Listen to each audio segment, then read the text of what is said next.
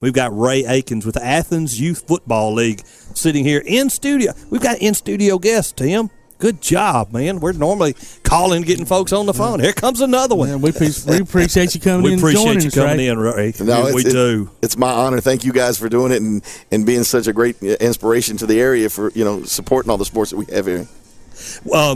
Football is most places, state high school ball is winding down. So talk to us what's going on with the Athens Youth Football League. Talked a little bit off the air about some stuff that was going on. So yes, sir. Well, first off, everybody knows I was here not too long ago. I was helping out another organization on East Side. They got a great league on that side organization and great leadership. I just need an opportunity in Athens to take it to another level, which I wanted to do, because football, in my mind around here, is still, once it's over, it's a second level. Baseball, the other sports keep pushing. Mm-hmm. Well, there's a lot of football still going on in spring.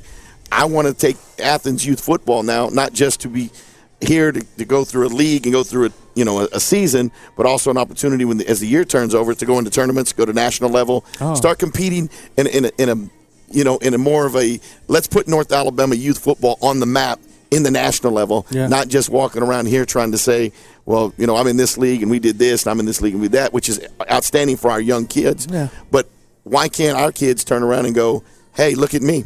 Yeah. I just was at a national tournament. Our name starts getting known around, and we start turning up the knobs, i.e. South Alabama. We start getting these kids notarized, and also we're the future of the high school football. Yeah. So we start teaching these young men and ladies, because there's a couple of them. Still girls, yeah. That's right. Maggie Thorne. Well, yeah, her kids. That's right, yeah.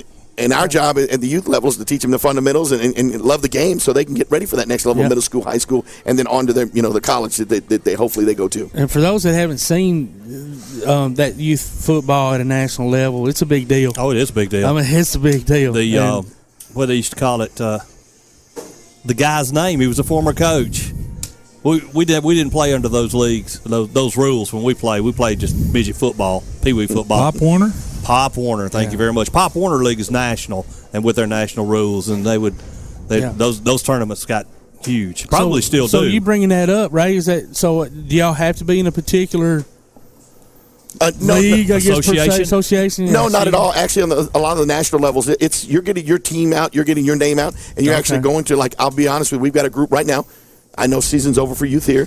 We've been practicing 2 days a week, getting prepared.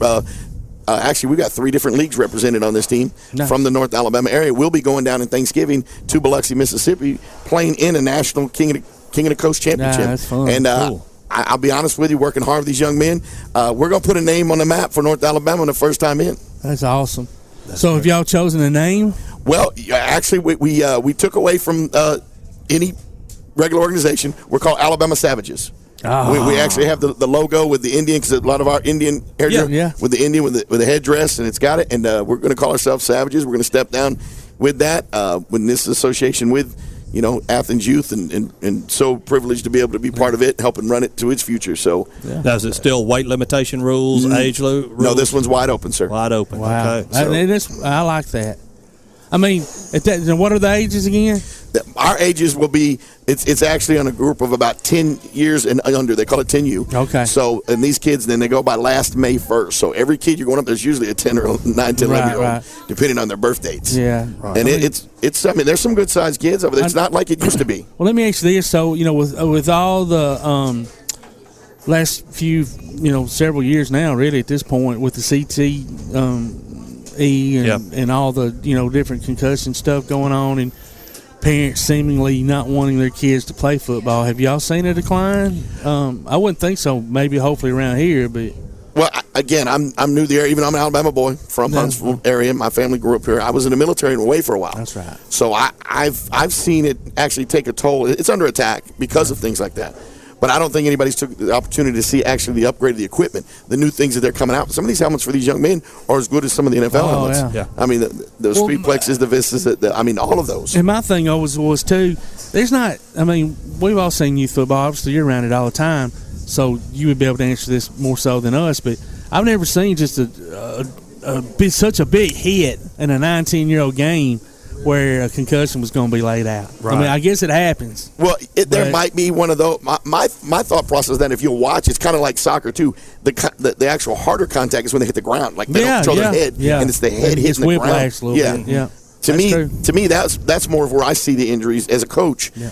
On the field itself, the big hits, taught properly how to hit without leading that head. Now, see what you hit what you see theory.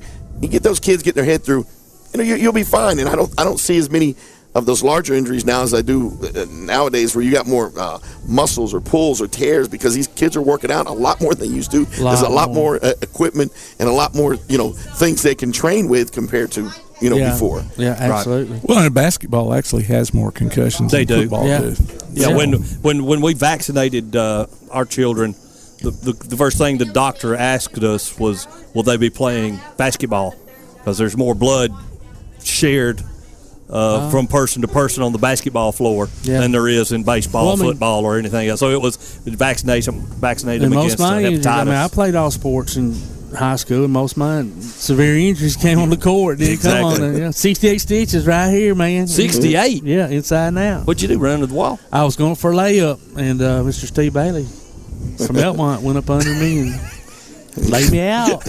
When did you wake up? Unfortunately, I was awake the whole time. I got to tell you this quick story about my. So I was in ninth grade. It was county tournaments. Yeah. Terry Williams was in school. They were getting ready to play Tanner, I believe it was. There might have been these after the game. Who knows? I was loopy, right? So anyway, Athens gym, man, old gym, packed. Yeah. Just blown out. They carry me, get there. My doctor comes. Dr. Farmer tells my mom, Dad, don't worry about the scar to grow up into his hairline. I never grew another inch, dude. So your scar's still there. So my scar's still there. Yeah. Anyway, awesome. So let's get back to football.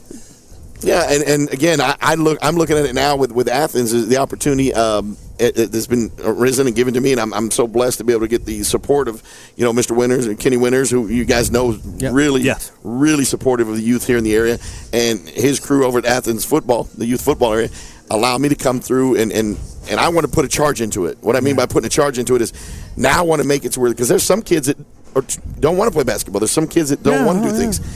I recommend, and it's something that everybody realize, I recommend that even if you play football, find other sports too.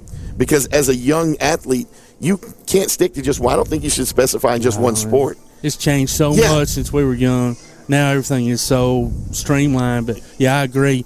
Play every sport. Mm-hmm. And, I know a lot of kids, say if you're a college athlete and you've already signed, I've always been under the impression that college coaches want you to play basketball. Just if anything, just stay in shape and everything else, right? Mm-hmm. Keep that athleticism going. But a lot of times the kids are like, I don't want to blow my knee out or twist, or whatever, so they don't play basketball. When you're missing out. You're missing out, and you're missing out being with your other teammates.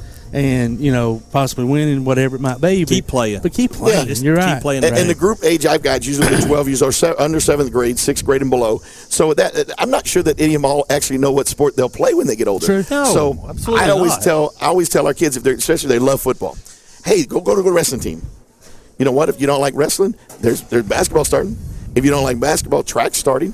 Find something, and I use it as an idea to say, hey, go get a trainer if you have to. The key to it is to keep your body moving. Keep moving, exactly. And so that's why I got the ideas for spring, because if you look around nationally, spring right now is a big time for the tournaments. They'll have tournaments all around us. Memphis, Nashville, Atlanta, Pensacola. You can go out as far. We've been invited already to Vegas. Wow. Tom just got back. I just got back from Vegas. Won $74, by the way. So I did. I won big time on that. They don't have any money left if you want to go. That's right. $74 is better than zero. That's true. That's the only slot machine I played the whole time I was there. But I'm like, I'm going out a winner, boy. Yeah, well, my thing is I love the invitation or the talk over there, but I don't know if I want to take a whole group of kids to Vegas. No doubt, I would hope that we could return with all of them. Would be the least. I wouldn't want to have to keep up with them every Vegas minute is of the different day. now than it was even 10 years ago. I haven't been in. They say it's more family friendly, but it is. But I haven't been in 10 years, and it's different now. It is. Well, now y'all are looking for coaches too. Yes, sir, we are. Actually, right now, I'm trying to build not just tournament team coaches, but also next year's fall program. I'm trying to change it to where right now, if you'll notice, every league you've got, they go 2 years. They're all looking like either 5 and 6 year olds, or they're looking at 7 and 6 year olds, depending on which league you're in, the odd or even number. But they're always doing 2 years. I actually want to, because I can see the numbers in Athens, and the history tells me they've had a lot of kids in the football program. So I would like to take it to each year. So just like you do in school, you've got your seniors, your juniors. Yeah. Well, why don't we at the youth level start doing it 1 year at a time and keep these young players together? Yeah. Each year as they go up, they'll get better. They'll be stronger. So when they hit the middle school, they'll be ready. Yeah, they're already compiled each year and know which year they grab the older or the younger ones with the yeah. And I think with the numbers, it also helps more children play. See, because the key to it is when they're younger. Good example. I found myself into a situation this year in the season where they have 10-play rule. So each child has to do 10 plays, but then you've got a running clock. And then so I'll give you a good example. Our offense had 9 plays in one half, but I'm supposed to get 10 plays out of every kid, and I got 23 kids on the team. Right. Yeah. So my thing is kind of I want to step away from the full play time first, and then secondly, maybe break it down so we have 2 teams per age group, and then every child can participate. Regardless of the wins or losses, I use a theory, a scoreboard will never define you. Yeah. It's your work ethic that will define you, because the record book won't tell you, and I guarantee there's no college coach coming out today in youth football and saying, here's a scholarship. Yeah, absolutely. That's not going to happen. Or they're not going to ask you, hey, when you're on that 9 and 10 team, yeah. What was y'all's record and what was your stats? And exactly. Right. So this is when you learn the game, right? And that's where it's at. I had a lot of thoughts and a lot of worries about that. We'll see how it goes. Maybe there'll be some votes, things change to go with that. I don't know the future, but I know that with me, I want to attack it, find other avenues, and have an opportunity to go play at any level, any place, anywhere. That's awesome. Ray, thanks for joining us, brother. It's time to take a commercial break. Welcome anytime. Thank you. Well, real quick before we let him go, though. So if anybody wants to contact you about coaching, playing, anything. Yes, we have. Give us the phone number. Yep. First phone number, 210. I never change it. 885-0175.